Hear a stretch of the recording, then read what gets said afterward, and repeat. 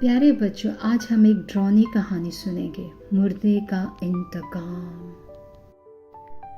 ये 15 साल पुराना किस्सा है। इन दिनों आसिफ और रिजवान मेडिकल के तालिब इल्म थे। एक मर्तबा क्लास में वो इंसानी ढांचे के बारे में पढ़ रहे थे कि टीचर की आवाज़ आई, डियर स्टूडेंट्स, कल से 2 छुट्टियाँ हो रही हैं इस्लामी त्यौहार के सिलसिले में। इन 2 छुट्टियों के बाद मैंने आपसे पूरे इंसानी ढांचे का टेस्ट लेना है। घर आकर आसिफ और रिजवान को पूरा यकीन था कि वो इस टेस्ट में फेल हो जाएंगे, क्योंकि अभी तक इनके जहन में इंसानी ढांचे की खोपड़ी की हड्डियों के नाम और साख्त वाज़िया नहीं हो रहे थे। वो दोनों किताब खोले इंसानी ढांचे पर लिखा हुआ मजमून पढ़ रहे थे कि अचानक आसिफ बोला, अगर हम कहीं से एक इंसानी खोपड़ी ले आए तो हमारा काम बन सकता है। हम खोपड़ी को सामने रखकर अच्छी तरह से खोपड़ी की साख्त का नाम याद कर सकते हैं। रिजवान ने कहा, अरे भाई, ये जो हम अपना मोबाइल पर इंटरनेट से खोपड़ी की फ़ोटो और मालूमात निकाल कर सामने रखे हुए हैं, क्या इससे बात नहीं बन सकती? आसिफ ने जवाब देते हुए कहा, मुस्तकबिल के डॉक्टर रिजवान साहब, हाथ में पकड़ी हुई चीज़ की बात ही कुछ और होती है। माना कि नेट पर सब कुछ है, मगर ये सिर्फ मोबाइल की स्क्रीन की हद तक है। तुम मेरी बात पर गौर करो, तुमको समझ आ जाएगी कि जब हम खोपड़ी को अपने हाथों में पकड़कर इसमें मौजूद हड्डियों की साख्त पर गौर करेंगे तो हम कितनी आसानी से अपना टेस्ट याद कर सकते हैं। इस टेस्ट में हम दोनों को अच्छे नंबर लाना लाजमी है, वरना वो 2 माह कबल जो टेस्ट हुआ था इसमें भी हमारे कम नंबर आए थे और हमारे टीचर डॉक्टर अयासफ हम पर सख्त नाराज हुए थे। आसिफ की तकरीर सुनने के बाद रिजवान भी इस बात पर मान गया कि अगर किसी जगह से खोपड़ी मिल जाए तो इनको वाकई बहुत आसानी हो जाएगी। चंद मिनट बाद रिजवान बोला, तो डॉक्टर साहब, ये खोपड़ी वगैरह बाजार में तो फरोख्त होती नहीं, तो मेरे प्यारे दोस्त ये आएगी कहाँ से? आसिफ बोला, भाई, इस बात का तो एक ही हल है कि शहर से बाहर जो कब्रिस्तान है इसके गोरकन से रब्ता किया जाए। वो मेरा थोड़ा बहुत वाकिफ वे है और मैं कल छुट्टी के दिन ये काम कर लूँगा, शाम को इससे मिलूँगा। बल्कि तुम ऐसा करना, कल शाम को आ जाना, हम इकट्ठे ही चलेंगे। दूसरे दिन शाम को रिजवान और आसिफ अपनी बाइक पर शहर से बाहर वाले एक कब्रिस्तान में जा पहुंचे, जहां का गोरकन आसिफ का वाकिफ था। गोरकन का मकान कब्रिस्तान के साथ ही था। आसिफ के दस्तक देने पर इसने दरवाज़ा खोला तो आसिफ को देखकर वो पहचान गया और बोला, खैर तो है ना आसिफ बाबू, आज कैसे आना हुआ? कहीं कोई फोतगी? आसिफ ने जल्दी से इसकी बात काटते हुए कहा, नहीं नहीं कमरदीन साहब, हमारे यहाँ कोई फोतगी नहीं हुई और सब खैर खैरियत है। बस तुमसे कुछ काम पड़ गया था, क्या हम यहीं खड़े रहेंगे? अरे नहीं बाबूजी, आप अंदर आ जाइए, आज तो वैसे भी मैं अकेला हूँ। मेरी बीवी बच्चों के साथ अपने वालिदैन के घर गई हुई है। गोरकन ने यह कहते हुए इन दोनों को अपनी सादा सी बैठक में ले आया। जैसे ही वो चारपाई पे बैठे, गोरकन इनके मना करने के बावजूद बोतल लेने घर के अंदर चला गया। आसिफ इसको देखते ही मतलब की बात पर आ गया। पहले इसने रिजवान का तारुफ करवाया, फिर अपने मेडिकल कॉलेज में पढ़ने का बताया और फिर असली बात पर आ गया। जब इसने गोरकन से कहा कि हमको एक इंसानी खोपड़ी चाहिए तो गोरकन ने चौंक कर इन दोनों की तरफ देखा। इसी वक्त आसिफ ने 5000 का नोट ज़बरदस्ती इसकी जेब में डाल दिया। गोरकन ने पहले तो खोपड़ी निकाल कर देने से माजरत कर ली, मगर जब आसिफ ने इसको यकीन दिलाया कि वो खोपड़ी किसी गलत मकसद के लिए नहीं ले जा रहे, वो मेडिकल के स्टूडेंट हैं और इनको वाकई ही तलीमी सरगर्मी में इस्तेमाल करने के लिए खोपड़ी दरकार है, तो गोरकन ने ये कहते हुए खोपड़ी निकाल कर देने पर रजामंदी जाहिर कर दी। ठीक है साहब, मगर इसकी मज़ीद कुछ कीमत भी देनी होगी। आसिफ ने मज़ीद 5000 रुपये इसको दिए तो इसने इनको रात 10 बजे आने का कहा। वो वापस चले आए। घर आकर रिजवान ने आसिफ को कहा, आसिफ, मैं तो पहली मर्तबा इतनी रात की कब्रिस्तान जाऊंगा, कहीं मुझे कोई रूह ना चिपट जाए। तो आसिफ हंसता हुआ बोला, मैं तो क्या हर रोज़ कब्रिस्तान जाता हूँ रात को, क्या मैं कफन चोर हूँ? तुम घबराओ नहीं, गोरकन हमारे साथ ही होगा। रात 9 बजे के करीब आसिफ ने घर वालों से बहाना बनाकर 2 घंटे की इजाज़त मांगी कि इनका एक दोस्त बाइक से गिरकर ज़ख्मी हो गया है और वो इसे अस्पताल देखने जा रहा है। साथ रिजवान भी होगा। अगरचे अब्बाजान ने इसको इजाज़त दे दी, मगर इनकी आंखों में शक के साए वाज़िया तौर पर देखे जा सकते थे। बहरहाल वो घर से निकला तो हल्के बादलों में बिजली रह रहकर चमक रही थी। रिजवान को साथ लेकर जब वो शहर से बाहर बड़े कब्रिस्तान की सड़क पर मुड़े तो मौसम हल्की हल्की हवा चलने और बिजली चमकने से मजीद पुरअसरार हो गया। कब्रिस्तान से करीब ही गोरकन का मकान था। गोरकन को साथ लिया। गोरकन ने खुदने वाला कदीला और एक टार्च हाथ में पकड़ी हुई थी। कब्रिस्तान के गेट में दाखिल होते ही जब बिजली चमकी तो एक लम्हे के लिए इनको कब्रों की तवील कितार नजर आई। तब इन दोनों के दिल खौफ से धड़क उठे और जिस्म में खौफ की लहर दौड़ने लगी। رضوان نے ایک لمحے کے لیے سوچا کہ وہ واپس چلا جائے، مگر پھر دوست کے ساتھ ہونے کا حوصلہ پا کر وہ بھی آگے بڑھتا گیا۔ قبرستان کے درخت چمکتی ہوئی بجلی میں نظر آ جاتے، ورنہ ان کے سائے گہرے کالے رنگ کے لگ رہے تھے، جیسے بہت ساری چڑیلیں ایک ساتھ کھڑی ہوں۔ کچھ دور چلنے کے بعد گورکن بولا، صاحب یہ قبر کسی وقار صاحب کی ہے، اور میں نے دیکھا ہے کہ اس کی دیکھ بھال کو بہت کم آتے ہیں اس کے وارث، تو میں آپ کو اس کی کھوپڑی ہی نکال دیتا ہوں۔ یہ کہہ کر وہ اپنا بیلچہ جو اس نے ہاتھ میں پکڑا ہوا تھا، اس سے قبر کی مٹی ہٹانے لگا۔ آصف بابو، گورکن نے ہدایت دیتے ہوئے کہا، آپ یہ ٹارچ صرف اسی قبر پر رکھو، ادھر ادھر نہ روشنی کرنا۔ رضوان ایک طرف کھڑا یہ خوفناک قبرستان دیکھ رہا تھا، ڈر کے مارے اس کا پسینہ چھوٹ رہا تھا، مگر وہ اپنی بے عزتی کے ڈر سے واپس نہیں جا رہا تھا۔ تھوڑی دیر میں گورکن نے مٹی ہٹا دی، پتھر کی سل اس نے ذرا سی کھسکا کر ہٹائی، اور پھر چند ہی منٹوں میں قبر کھل چکی تھی۔ اب تو ٹارچ پکڑے آصف کا دل بھی نامعلوم خوف سے گھبرا اٹھا۔ وہ اب اس قبر کے اندر دیکھنے کی ہمت نہیں کر پا رہا تھا۔ اس نے وقت کاٹنے کے لیے گورکن سے سوال کیا، قمردین تم کو ڈر نہیں لگ رہا قبرستان میں؟ تو وہ بولا، صاحب اگر ہم ڈر گئے تو پھر پیٹ کیسے بھرے گا ہمارے بچوں کا؟ ہمارے تو باپ دادا کا یہی کام تھا جو اب میں کر رہا ہوں۔ کچھ دیر بعد گورکن نے جب اپنا ہاتھ قبر سے نکالا تو اس کے ہاتھ میں خربوزے کی طرح پکڑی ہوئی کھوپڑی دیکھ کر رضوان آصف بھی گھبرا گیا۔ گورکن نے اپنی جیب سے کپڑے کا کالا تھیلا نکالتے ہوئے انسانی کھوپڑی کو اس میں ڈال دیا، پھر وہ تھیلا ایک سائڈ پر رکھ کر قبر کو بند کرنے لگا۔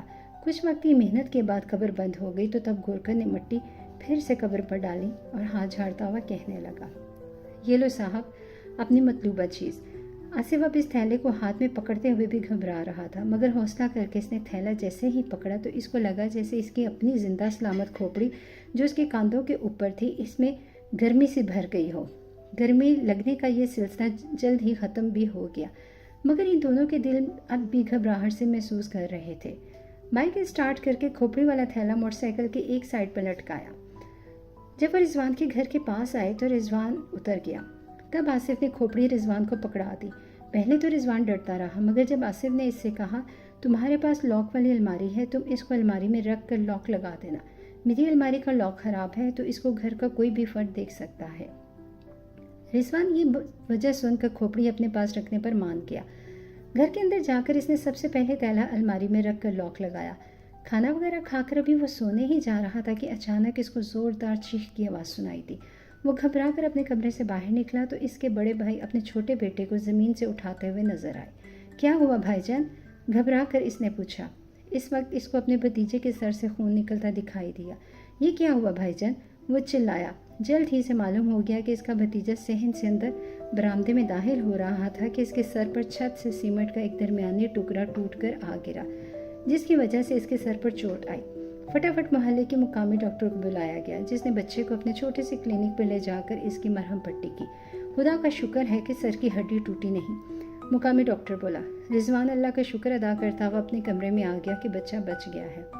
کمرے میں آ کر اس کو ایک عجیب سا احساس ہوا، اور آصف اور اس نے چونکہ کے مردے کی کھوپڑی نکالی تھی قبر سے، تو ہو سکتا ہے گھر میں بچے کو جو چوٹ لگی ہے اس کے سر پر، تو کیا یہ کوئی عذاب یا انتقام ہے مردے کا؟ ابھی وہ یہ سوچ ہی رہا تھا کہ اس کے موبائل پر آصف کا فون آنے لگا۔ آصف نے فون پر سب سے پہلے ننھے میاں کی خیریت معلوم کی، تبھی رضوان نے اس کو اپنا خیال بتایا۔ ہو سکتا ہے کہ مردے کی روح ہم سے انتقام لے رہی ہو، جبھی تو اس کے بھتیجے کے سر پر چوٹ لگی ہے۔ آصف یہ سن کر بہت ہنسا۔ ارے بابا، یہ 4G اور 21ویں صدی ہے، یہاں روحوں وغیرہ نہیں انتقام لینے آتی۔ ویسے بھی یہ کوئی سن 1800 تھوڑی ہے کہ جہاں پر تم مجھے مردے اور روحوں سے ڈرا رہے ہو۔ جناب رضوان صاحب، مستقبل کے ڈاکٹر صاحب، اگر تمہارا یہی حال رہا تو تم آگے ڈاکٹری کیسے کرو گے؟ تم تو اپنے مریض کو اگر کسی وجہ سے وہ مر گیا دیکھ کر اسپتال سے بھاگ جاؤ گے۔ ہاں ہاں ہاں ہاں ہاں ہاں۔ آصف رضوان کی بات پر دل کھول کر ہنسا۔ آخر میں اس نے یہ کہتے ہوئے فون بند کر دیا۔ کھوپڑی نکال کر سامنے رکھ کر اس کی ساخت پر غور کرنے کا منصوبہ میرا تھا۔ اگر مردے کو انتقام لینا ہے یا ڈرانا ہے تو مجھ کو ڈرائے۔ آصف کو کیا معلوم کہ وہ جن باتوں کو مذاق میں کہے جا رہا تھا تقدیر بہت جلد ان کو سچ کرنے والی ہے۔ اوکے، گڈ بائے ڈاکٹر رضوان، کل ملیں گے، میں 10 بجے آپ کی طرف آؤں گا۔ یہ کہہ کر اس نے فون بند کر دیا۔ رضوان نے بھی فون بند کر کے ایک طرف رکھ دیا، اور پھر وہ یہ سوچتے سوچتے سو ہی گیا کہ میں بلا وجہ ڈر رہا ہوں، بھلا جو زمانہ آج کل چل رہا ہے، اتنے جدید زمانے میں روحوں اور مردوں کا کیا ڈر۔ رضوان کا فون ایک زوردار آواز سے بج اٹھا۔ وہ گہری نیند سے تھوڑا سا جاگا، پھر اس نے ایک ہاتھ آگے کر کے یہ دیکھے بنا ہی اس کہ اس خراب موسم میں کون اس کو کال کر رہا ہے۔ اس نے فون آف کر دیا اور سو گیا۔ ابھی اس کو سوئے 15 منٹ ہی ہوئے تھے کہ اس کے کمرے کا دروازہ ایک دھماکے سے کھلا۔ اس کے بڑے بھائی کی بوکھلائی ہوئی آواز نے رضوان کو جگا دیا۔ اس کے سوئے ہوئے دماغ میں رضوان کے بڑے بھائی کی آواز آئی تو وہ اٹھ کر بیٹھ گیا۔ کیا ہوا بھائی جان؟ رضوان جلدی اٹھو۔ گہری نیند سے جاگے رضوان کے دماغ میں یہ بات آئی کہ کہیں اس کے بھتیجے کی طبیعت تو مزید خراب نہیں ہو گئی۔ بھائی جان کیا وسیم ٹھیک ہے؟ اس نے پوچھا۔ ہاں وسیم ٹھیک ہے، تم جلدی باہر آ جاؤ، آصف کی طرف جانا ہے۔ آصف کی طرف؟ کیوں، کیا ہوا؟ اس وقت تو صبح کے 5 بجے ہیں۔ رضوان زیادہ سوال مت کرو، لگتا ہے تمہارا دماغ ابھی بھی سو رہا ہے۔ تم کو آصف کے ابا نے فون بھی کیا تھا مگر تم نے فون ہی آف کر دیا، تب انہوں نے مجھے اطلاع دی۔ آصف اب اس دنیا میں نہیں رہا۔ بھائی جان نے ایک بم رضوان کے اوپر گرا دیا۔ آصف کو کیا ہوا بھائی جان؟ وہ جنونی انداز میں چلایا۔ صبر کرو میرے بھائی، آصف رات کمرے میں سویا تھا کہ اچانک اس کے کمرے سے زوردار آواز آئی تو اس کے دونوں بھائی اور ابا اس کے کمرے میں چلے گئے اور انہوں نے وہاں پر ایک بہت زیادہ ہولناک منظر دیکھا کہ کمرے کی چھت سے لٹکا ہوا پنکھا ٹوٹ کر آصف کے سر پر جا گرا تھا اور وہ بیچارہ سوتے سوتے ہی اپنی کھوپڑی ٹوٹنے کی وجہ سے یہ دنیا چھوڑ کر چلا گیا۔ رضوان نے یہ ہولناک بات سنی تو اس کا دل بھی ڈوبنے لگا۔ بے ہوش ہوتے ہوتے اس کے دماغ میں صرف یہی بات چل رہی تھی کہ جس مردے کی کھوپڑی ان دوستوں نے نکالی تھی، آخرکار اس نے اپنا انتقام آصف سے لے لیا۔ اب اس کی باری ہے۔ آصف کی کھوپڑی تو ٹوٹ گئی اور وہ دنیا چھوڑ گیا مگر مردہ اب اس کو نہیں چھوڑے گا۔ جب رضوان کو ہوش آیا تو اس کے عزیز ترین دوست کا جنازہ تیار تھا۔ اگرچہ اس کی طبیعت بھی بہت خراب تھی مگر اس نے ضد کر کے اپنے دوست کی ڈیڈ باڈی دیکھی۔ چہرہ تو کپڑے کے نیچے چھپا دیا گیا تھا کیونکہ کھوپڑی کی ہڈی ٹوٹ جانے کی وجہ سے چہرہ دیکھنے کے قابل نہیں تھا۔ اتفاق دیکھیں، آصف کا جنازہ بھی اسی قبرستان میں گیا جہاں سے 24 گھنٹے پہلے کھوپڑی نکال کر وہ لے آیا تھا اور اس کی قبر بھی اسی قطار میں تھی جس کے شروع میں آصف اور رضوان نے ایک پرانی قبر سے کھوپڑی نکالی تھی۔ آصف کے جنازے پر رضوان کو تو نہ لے جایا گیا کیونکہ وہ بے پناہ صدمے سے بے حال تھا اور اس کی طبیعت نہایت خراب تھی۔ آصف کی المناک موت لوگوں کے لیے تو پنکھا گرنے سے ہوئی تھی مگر صدمے سے گمسم رضوان اچھی طرح جانتا تھا کہ یہ پنکھا بھی مردے کے انتقام کی وجہ سے گرا تھا اور اگر گرا بھی ٹھیک اسی جگہ تھا یعنی کہ کھوپڑی پر۔ مردے کی بھی وہ کھوپڑی ہی نکال کر لائے تھے۔ آصف کی موت کے 3-4 دن بعد رضوان کی طبیعت قدرے بہتر ہوئی تو اس نے کھوپڑی والا تھیلا الماری سے نکالا۔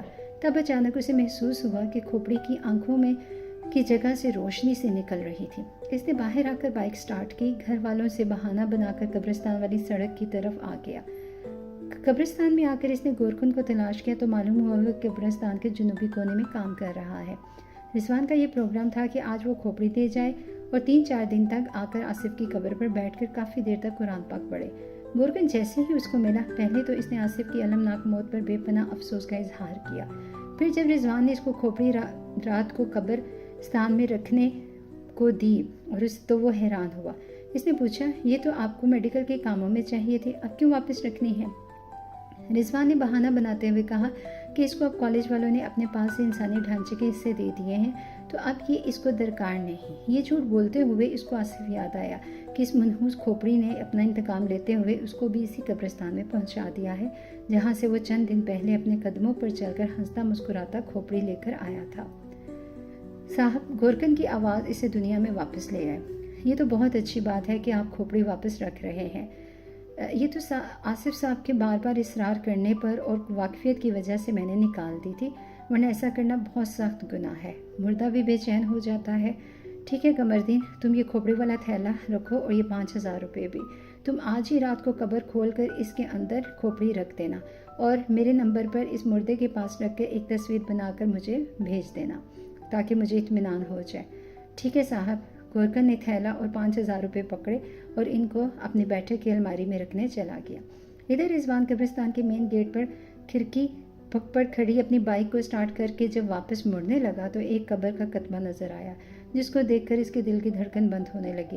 بالکل نئی نئی قبر پر لکھے کتبے پر لکھا تھا، آصف اظہر، ولد اظہر شیخ، تاریخ وفات 28 جولائی۔ یہ تازہ قبر کھوپڑی کے انتقام کا ثبوت تھی۔ تو پیارے بچوں، اس کہانی سے ہم نے کیا سیکھا کہ علم حاصل کرنا اہم ہے مگر اس کے لیے راستہ جائز ہونا چاہیے۔ مردے کی بے حرمتی یا غلط طریقہ یا حرام طریقہ اختیار نہیں کرنا چاہیے۔ یہ نہ صرف اخلاقی طور پر غلط ہے بلکہ انجام بھی خوفناک عبرتناک ہو سکتا ہے اور سچا علم وہی ہے جو نیت، طریقے اور عمل تینوں میں پاک ہو۔ پیارے بچوں، آپ کو کہانی پسند آئی ہو تو اسے لائک کر دیں، چینل سبسکرائب کر دیں۔ خیر سے سوئیں، خیر سے اٹھیں، اپنا خیال رکھیں، میٹھے سپنے دیکھیں۔ شب بخیر۔